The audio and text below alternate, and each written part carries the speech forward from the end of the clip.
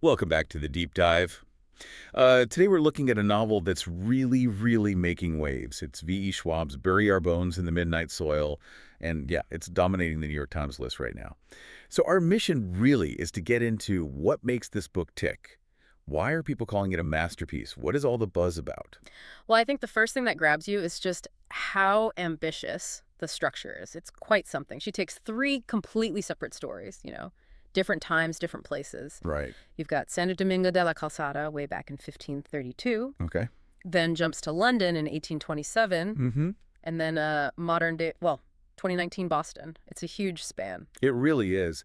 And what struck me is how she connects them, even though and the historical details feel so spot on. You mentioned 1827 London. The descriptions, you really feel that grit.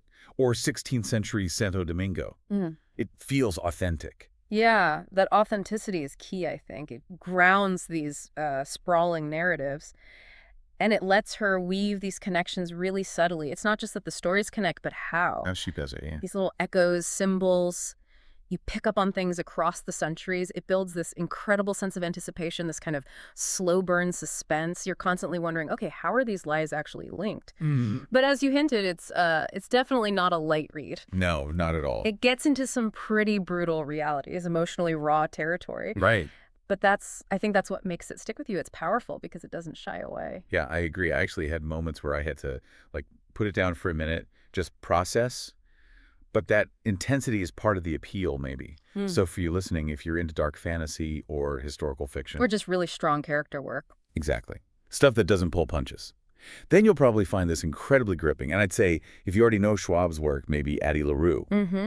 This feels like her leaning even more into those darker, grittier elements. The historical weight here adds another layer. Yeah, it feels like a culmination in some ways. And the result is, well, it has a real impact. It's the kind of book that stays with you. Haunting, maybe. Beautiful in a dark way.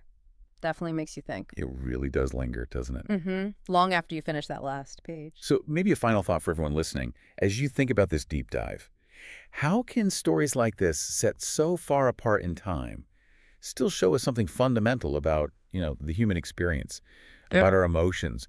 Does understanding those connections across centuries maybe help us understand ourselves a bit better right here, right now? That's a great question. It really speaks to how powerful literature can be, doesn't it? Books like Bury Our Bones. They bridge time. They show us these enduring truths about who we are.